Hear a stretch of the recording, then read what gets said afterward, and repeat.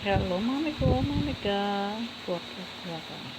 Kinig, kinig. Salamat Panginoon at syempre sa aking Spirit. Ito binigay sa akin, no?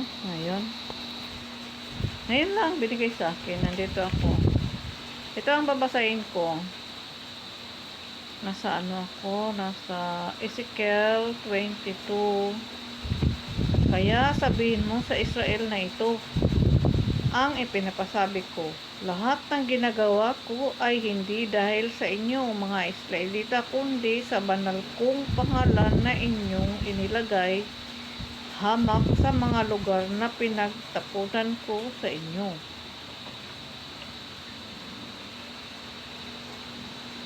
Amen. Kita mo? Para sa pangalan ng Panginoon, hindi sa mga Israelita, para sa pangalan ng Panginoon, hindi sa mga Israelita, kundi sa banal kong pangalan. Kasi nga naman, ano ba to? Hinahamak sa mga lugar na pinagtapunan ko sa inyo. Pakikita ko ang kabanalan. Basahin ko ng diretsyo. Ipakikita ko ang kabanalan ng dakila kong pangalan na nalapastangan sa harap ng mga bansa. Makikilala ng lahat na ako si Yahweh. Nilalapastangan pala sa bansa. Ano ko po? Makikilala ng lahat na ako si Yahweh kung may pakita ko na sa kanila ang aking kabanalan.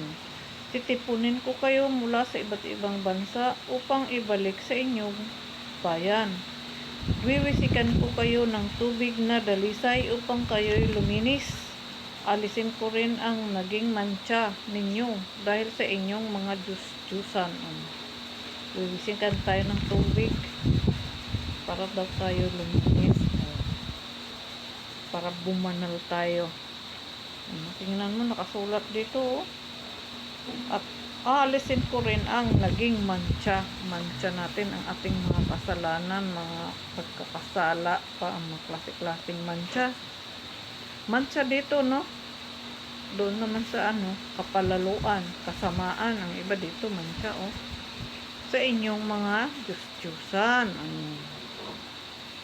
Dahil sa inyong mga alisin niya ang ating mga nagawang pagkakamali dahil sa mamatay sa mga Diyos-Diyusan. Bibigyan ko kayo ng bagong puso at bagong espiritu. Diba? Kasulat dito. Doon naman sa iba, ganito rin. Tapos, iuukit at iguguhit. Iuukit at sa ating puso, isip at puso. Diba? Dito naman, bibigyan ko kayo ng bagong puso at bagong espiritu. Kasulat dito. Matagal na ito nakasulat. Ezekiel pa to. Ang masuwayin ninyong puso ay gagawin kong masunurin. Pag binigyan na tayo ng ganitong bagong espiritu, bagong puso, magiging masunurin na tayo sa Panginoon. Diba? Pag nabibiyayaan na tayo, bibigyan ko kayo ng aking espiritu upang makalakad kayo ayon sa aking mga tuntunin. Diba? Tama. At masunod ninyong mabuti ang aking mga utos. Ititira ko kayo sa lupaing ibinigay ko sa inyong mga ninuno. Doon daw ititira sa lupaing. Tapos nangarap tayo doon, makarating doon sa ibibigay na lupain sa ating mga ninuno. Pero paano tayo hanggang pangarap lang kung hindi naman tayo nagbabago. Paulit-ulit ang ating pagkakasala. Marami pa tayong mga mantsa sa ating mga buhay at hindi tayo nagbabago. Kaya lilinisin ng Panginoon. Alisin ang nagiging mantsa, mga mantsa ninyo. Diba? Ang linaw dito, noon pa to. Hanggang kahit sa bagong tipan, ganito rin naman ang medyo binago lang ng pero parehas lang din yung pagka-interpret nito. parehas din. Kaya binigay sa akin yung luma para malaman, mas malalim ka, maano kasi ang luma yata, mas naiintindihan natin ang gusto. Ititira ko kayo sa lupaing ibinigay ko sa inyong mga ninuno. Kayo ay magiging bayan ko at ako ang inyong Diyos. So, di ba? Siya ang ating Diyos. Lilinisin ko ang lahat ninyong karumihan. Lilinisin niya ang lahat nating karumihan. Ano ba yung mga karumihan natin? Yung mga gawaing mga mali, pagsamba sa Diyos-Diyosan, yung mga pagnanakaw, pangangalunya, pakikiapid, panghahalay, mga pangurap, yung mga ganun, daming klase nun. Pagsisinungaling, yung mga ganyan, dami-daming klaseng pagsisinungaling, dami-daming klaseng pagpatay, dami-daming klaseng pagsisira ka ng puri ng tao, ang dami-daming klaseng kasalanan, no? Tingnan mo, nakasulat ito, lilinisin ko ang lahat ninyong karumihan, bibigyan ko kayo ng masaganang ani, at hindi na kayo daranas ng gutom. Pamumungahin kung mabuti ang inyong mga punong kahoy at pasasaganain ang ani ng inyong girin. Diba? Ang ganda ng Panginoon, upang hindi na kayo hamakin ng kapwa ninyo bansa dahil sa kagutom na inyong dinanas. Maalala rin ninyo ang inyong kasamaan at dating kasuklam-suklam na mga gawa. Dahil dito, masusuklam kayo sa inyong mga sarili. Masusuklam talaga tayo sa ating mga sarili kasi nakikita yung mga ating mga nagagawang mga dating kasalanan. Siguro mamaya ipapakita yun ng Panginoon sa ating mga ginawa nating mga pagkakamali, tapos masusuklam tayo sa ating mga sarili dahil mali pala, mga mali pala yung ganong gawain. Dapat ninyong malaman na ginagawa ko ang lahat ng ito, ngunit hindi dahil sa inyo dapat kayong mahiya. Nandito na dapat tayong mahiya dahil sa inyong kasamaan, mga Israelita. Nandito pala to. Tingnan mo, lumabas. Hindi ba tayo nahiya sa Panginoon? Tingnan mo, nandito dapat tayong mahiya. Totoo talaga mga nakasulat. Talagang iuukit niya sa ating isip at puso ang mga salita niya. Pag nabibiyayaan niya tayo ng bagong puso at bagong espiritu, di ba? Tingnan, linaw-linaw. Dahil dyan, dapat kayong mahiya. Tapos, kung ano-ano pang sinasabi natin sa Panginoon, hindi tama, hindi makatarungan. Mahiya na tayo sa Panginoon talaga naman. Dapat tayong mahiya. Ipinapasabi pa ni Yahweh, kapag nalinis ko na kayo sa inyong karumihan, muli kong patitirhan ang inyong mga lungsod at muling itatayo ang mga lugar na wasak. Ang mga ilang na dako ay muling bubungkalin. Pag nakita ito ng mga tao, ay sasabihin nila ang lugar na ito'y dating tiwangwang, ngunit ngayon parang hardin ng Eden. Dati, tiwangwang. Kasi nga, dumaan doon ng mga salot, naging tiwangwang. Mayroon doon mga nangyayari nung unang panahon, naging tiwangwang. Ibabalik tayo doon ng Panginoon. Hari nawa, kasama tayong lahat. Ang mga lungsod na wasak at walang tao ngayon ay may nakatira na. May nakatira na. Muling nakatayo at naliligid ng muog.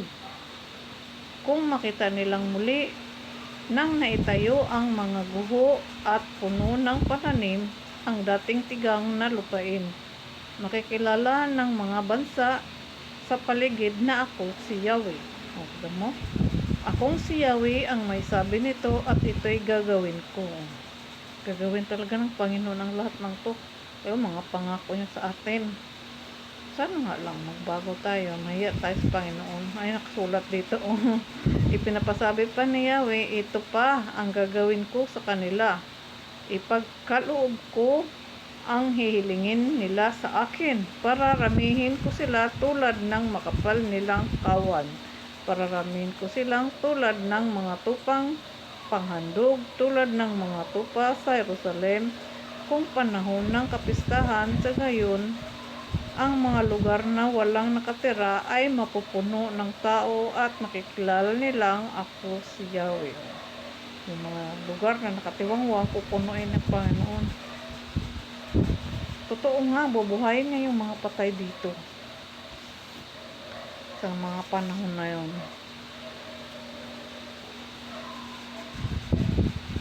Pag naano na at sama-sama na doon mga namatay noon, bubuhayin niya taklang panahon. Mangyayari talaga to pag naniniwala tayo sa Panginoon. Pag nagbago tayo at tingnan mo, mga sinulat sa atin ng Panginoon, ito yung mga pangako niya. Hari na makasama tayong lahat, di ba? Amen doon, amen. Masarap makasama tayong lahat doon. Pag kita-kita, ewan ko lang kung magkakakilala pa tayong lahat. Hindi ko alam kung anong mangyari, no? Ang Panginoon lang ang tunay nakakaalam ng lahat. Ang ganda ng nakasulat dito. Ito binigay sa akin dito sa 22. Nagbabasa ako dito na. Nag-react na siya dito. Tapos binasa ko na lang ng buo. Akala ko binuo ko ng pagbasa. Tapos nag-react siya din dito sa iba. Kasulat dito, tingnan mo, lilinisin tayo, lilinisin ko ang lahat ninyong karumihan. Babaguhin talaga tayo. Bibigyan tayo ng mga bagong kasuotan, bagong pagkatao. Nakasulat yan, no? Bagong puso, bagong espiritu, di ba? Kasulat dito talaga lahat. Kahit doon sa bago, ganun. Kahit doon sa doon sa bagong tipan, nakasulat din doon. Itatatak, ibuukit. Dito naman, bagong puso, bagong espiritu. Tricycle pa to. Doon sa sa bagong tipan. Binago rin ng pero pare-parehas lang din yung meaning noon, di ba? Kaya dito niya ako dinadala kasi ito nga yung nga sinabi niya sa akin, yung nagsalita yung Panginoon, narinig ko, umaga din yun. Ang nakaraan, kasalukuyan, at ang darating, yung binigay niya sa akin talaga. Dinig ko talaga yun. 2 beses yun yung isa, hindi ko maaalala kung ano yung ko doon. Dalawang beses niya akong 2 beses ko yun narinig, nagsalita siya. Tapos yan, hindi ko makalimutan kasi yan nakaraan, kasalukuyan. Tapos yung binigay niya rin sa akin na bago na siya ang Alpha, Omega, ang una at ang huli, simula at ang wakas. Siya ang tunay nating Diyos na makapangyarihan, dakila, hari ng mga hari at banal. Yan. Binigay niya sa akin. At yun din yung mga prayer ko. Yan ang mga prayer ko. Unang-una ko yung pinipray. Nalalaman nyo na yung prayer ko. Kasi pakunti-kunti yung mga binibigay ko. Nalalaman nyo na. Yun din ang binigay niya. At saka nandito rin naman yun lahat. Pero yung nagsalita siya sa akin yung tatlong yung tatlo ding yung propesiyang binigay niya sa akin na katapatan, totoo at tiwala. Binigay niya sa akin. Tapos pag-ibig, dinagdagan ko lang ng pag-ibig. Pero tatlo lang yun. Natural naman para magkabukod-bukod tayo, magkakaisa tayo sa pag-ibig. Pag walang pag-ibig, paano na? Dahil ang pag-ibig ang sa ating lahat.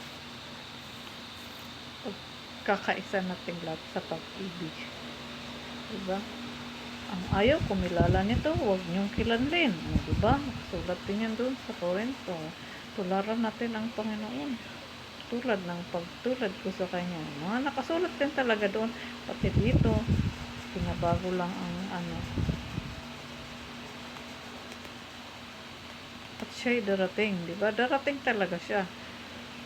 Sing liwanag ng kidlat, nagmumula sa kanyang mga kamay at doon nakatago ang kanyang kapangyarihan. Kasulat din yan dito. Pag ikaw'y palalo, kasing taas ka na ng pugad ng agila. Ano? Kasing taas ka na ng bituin. Iyan. Hahatakin kitang pababa. Diba? Hahatakin yung pababa kapag naging palalo na ang mga tao. Ang tao sa sobrang ng taas ng narating niya, nagyayabang na siya ng husto, naging palalo na siya. Tapos winarningan na ng Panginoon ang mga ganong klaseng tao, yung nasobrahan na sa kasuklam-suklam, hindi pa rin nagbago, paulit-ulit kasi ikakapahamak talaga nila yun pagka ganon.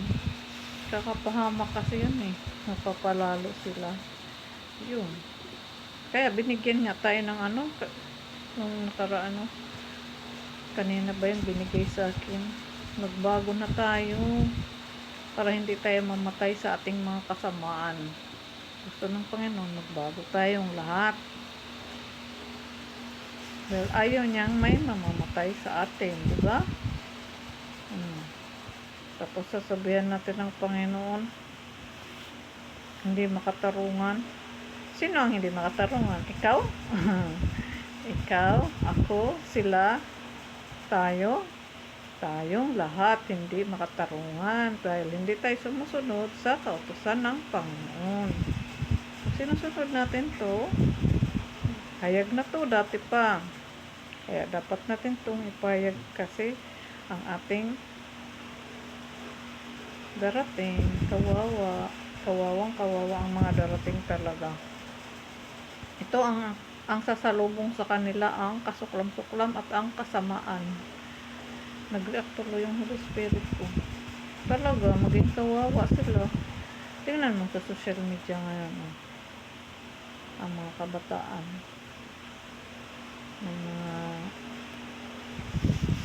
Kaya, mag-ingat na lang tayo lagi kasi ang social media, iniiral talaga yan dahil sa sobrang ng evolve. O tingnan mo yung green, nandito na naman paulit-ulit. Kukunan ako ng 2x2 4x4 ba yan? 2x2, 3x3 tapos merong maliit na square dito, may malaking square dito naman sa gilid, tama-tama lang yung size. Ayan na naman kinukuha niya yung sukat ng aking mukha yung green. Gustong gusto niya